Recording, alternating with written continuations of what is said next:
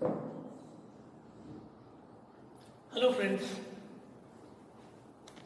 this is Dr. Girish Kalanchatti from the Department of English, Sadhguru Gadge Maharaj College, Karad. Friends, this is really a very nice experience for me to share certain views with you about certain things which we have already completed in the classroom. For the last 2.5 months, we are off the college, we are off the campus, and we have been informed that the students, particularly from the last year of graduation and post-graduation, they are to appear for their examination, written examination, which is scheduled, might be in the first week of July. And for the last 2.5 months, you must be preparing the tech topics, the paper-wise topics. And let me remind you that you got a very interesting paper which you have been dealing with, that is Structure and Function of Modern English. Previously we have attempted one of the components of that particular paper, that is clauses. So in this presentation I'll be focusing on a very interesting discipline of linguistics called morphology. In the 5th semester, we have 4 units, that language, linguistics, phonetics, phonology, morphology, and some of the aspects of syntax prescribed for you. And in the 6th semester, you have prescribed another 4 units, that are clauses, subordination, coordination, cohesive devices, and discourse analysis. Previously we have dealt with clauses. We identified 5 clause elements in terms of subject, predicator, object, complement, adverbial. So in this segment I would be focusing on morphology.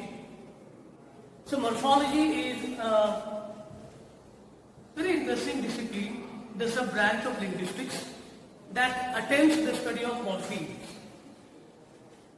Friends, we have understood that language displays 2 modes. One, the written and the spoken. The spoken form, obviously it is primary to writing, which is secondary in nature. So speech and writing, these are the 2 manifestations of language. And all the structures that encompass these 2 structures, the speech and writing, that are undertaken in the study of language, called linguistics. So morphology we can define as a systematic study of the word structures, and word formation processes. So let us begin with the very word, morphology.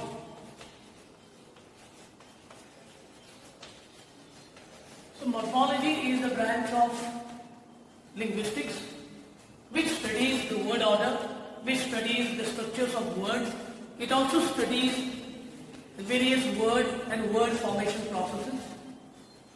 So when we look at this particular nomenclature, morphology, it comprises of the 2 bases, the morpheme and the suffix logy.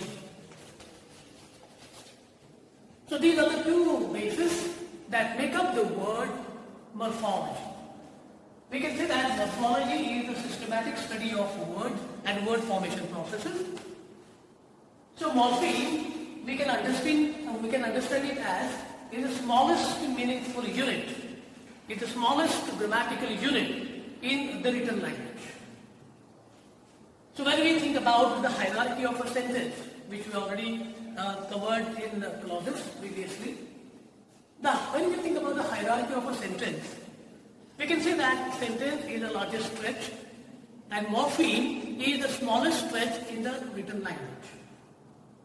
Means there is nothing other than the sentence which is higher in rank, and there is nothing other than the morpheme which is the small.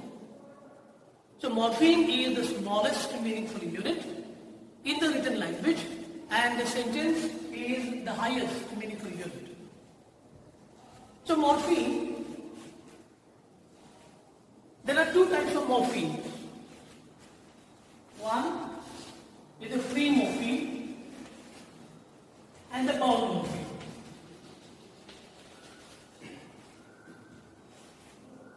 So morphemes are of two types. They are free morpheme and the bound morpheme. We can understand free morpheme as a morpheme which does not require any other base or basis for its meaning. It is independent in nature. It doesn't require any kind of basis to be meaningful, whereas the bound morpheme, the very word, it makes it clear that it is attached to, it is bound to something other, something else. So bound morpheme is a morpheme that is attached to. So free and bound morphemes are the types of morpheme. So bound morphemes again are the two types. They are prefixes and suffixes. So bound morphemes are of two types, prefixes and suffixes. So prefixes and suffixes are bound morphemes. The morphemes that are attached to the base in the beginning of it is called a prefix, and the morpheme which is attached to the base at the end of the base is called a suffix. Let us consider the word act.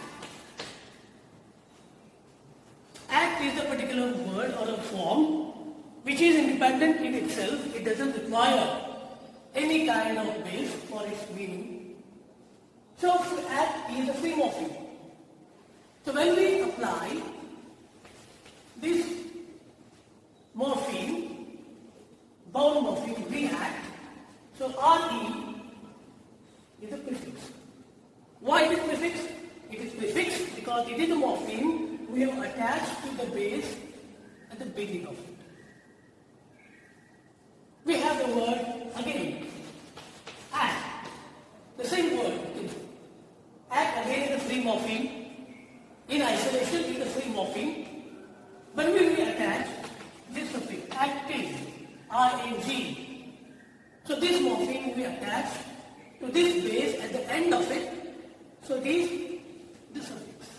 So prefix we attach in the beginning of a base, whereas suffix we attach at the end of the base. Again, suffixes are of two types.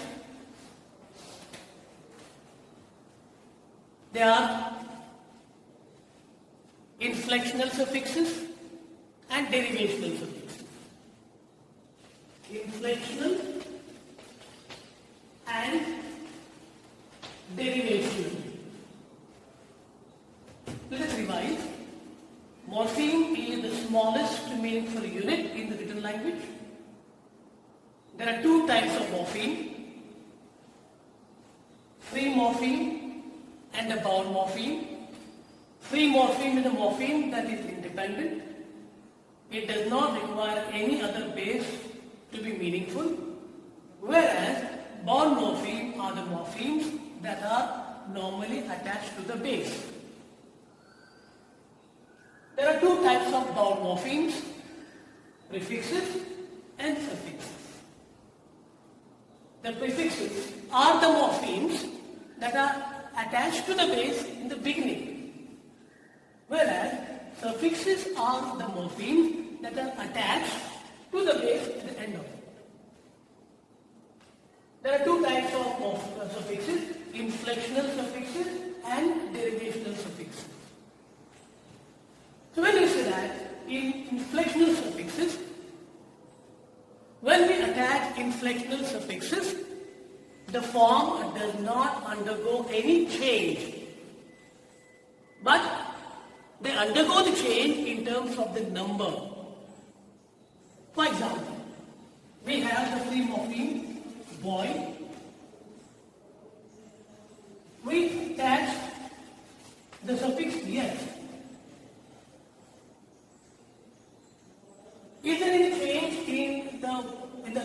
class of them?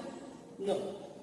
Boy, which is noun, remains the same noun even after the attachment of suffix yes. But it has undergone a change in number. So, inflectional suffixes such as yes, es, or, ed, minded. Suffixes are always indicated by the hyphen preceded by the suffix. And the prefixes are usually written with the hyphen after the prefix. So these are the conventions that are maintained in morphology. So when you say that boy is a noun, after the attachment of the suffix yes, it becomes boys, which changes its number. So the inflectional suffixes do not change the word class. There is no change in the word class. There is only a change in number of the form. Now the next type of suffixes, we call them derivational suffixes. So derivational suffixes are the suffixes that always bring in the change in the word class of the given basis. Concentrate on this example, beauty. So beauty, the word beauty is noun. And we have the base beautiful, which is beauty.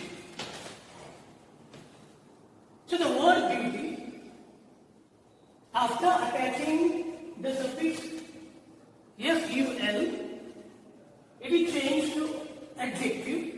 It means that the noun changes adjective. There is a change in the word class. So they are called derivational suffixes.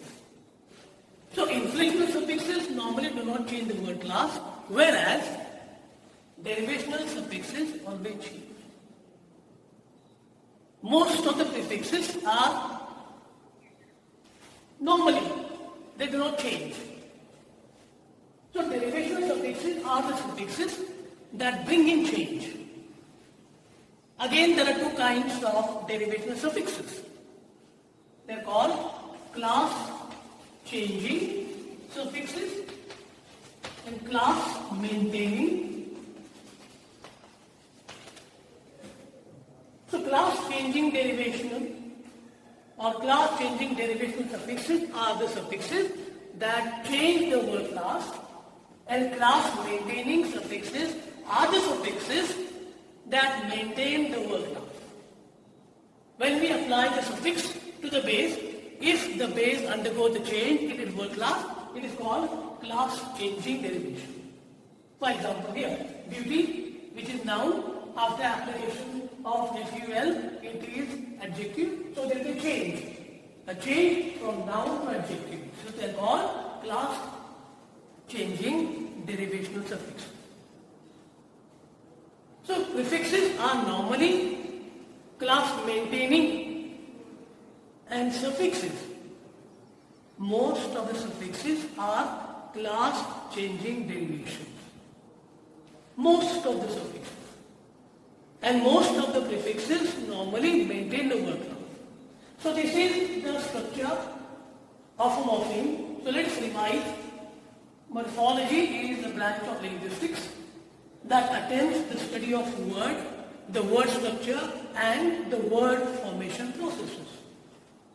The word morphology is made up of two stems or two bases, morpheme and logeme. So morpheme we understood as a systematic study of or smallest meaningful unit of written language, and logeme is a science, a systematic study. So it is a systematic study of the smallest meaningful segment in the written language. So there are two types of morpheme, free morpheme and the bound morpheme. Free morpheme is a morpheme that is independent, that does not require any kind of basis for its meaning, whereas bound morphemes are the morphemes that are attached to certain bases. If they are not attached to bases, they are not meaningful. For a prefix or a suffix to be meaningful, they ought to be attached to some basis. That's why they are called bound morphemes. So there are two types of bound morphemes, prefixes and suffixes.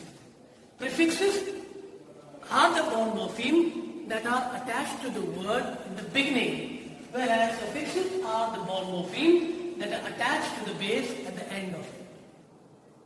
There are two kinds of suffixes, that is inflectional suffixes and derivational suffixes. Inflectional suffixes are the suffixes that do not normally change the word class, whereas derivational suffixes are the suffixes that bring in change in their word class. Again, there are two types of derivational suffixes, class changing derivational suffixes and class maintaining derivational suffixes. So class changing derivational suffixes are the suffixes that bring in change. For example, here we have the word beauty, which is noun. After the application of FUL, it is turned to adjective. So noun becoming adjective, it is an example of class changing derivation. Class maintaining derivation are the derivations that do not bring in change in the word class. The class of the base is maintained even with the application of the affix. For example, act. Act, which is verb. Actor, react. So when you say react, it remains the same. So even with the application of the prefix RE, the word does not undergo any change in its word class. Now, for a time being, let us do an exercise by using this term called morphological analysis. It's a tree-diagrammatic morphological analysis. So what we have understood so far in terms of morphology, we'll apply it by using the tree-diagrammatic analysis. In morphology, it is called tree-diagrammatic analysis. For example, establishment. Let us analyze this particular word by using this tree-diagrammatic analysis, morphological analysis. Establishment is noun. We get a word. Establish comprises of a root, of a stem, as well as the suffix establish. Establish the stem is verb. MENT, hyphen MENT is the suffix attached to it. Now here verb becoming noun, so it is class changing derivation.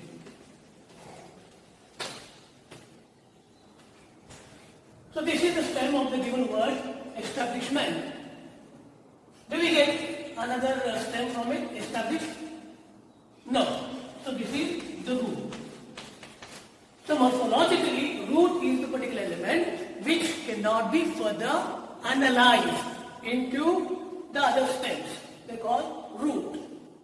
So root of the word establishment is establish. This is anti-establishment. Had it been anti-establishment, the structure changes here. Anti-establishment. Again, this is the noun.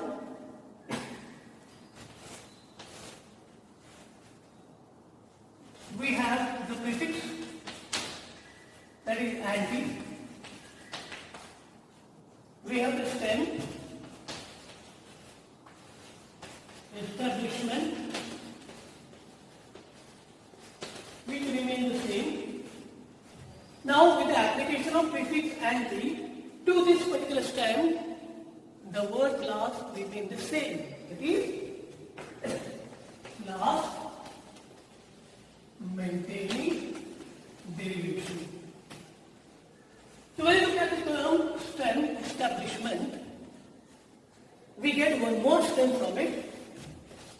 we get this term called establish, and we get a suffix MENT. Establish is verb. So the verb becoming a noun, so it is class changing derivation. Can we further break this particular establish into some more stem? No. So this is called root. So this particular diagram is called pre-diagrammatic morphological analysis. So class maintaining and class changing derivation. So I hope you must have understood this unit of morphology, and it will definitely help you revise this very interesting and very practical oriented discipline called morphology. I hope you must have enjoyed it, and once again I thank you for attending this particular session, and let us wait for a time for the day, and let us be positive and say that yes, we are going to have some more concepts to review as the days come on. Thank you very much.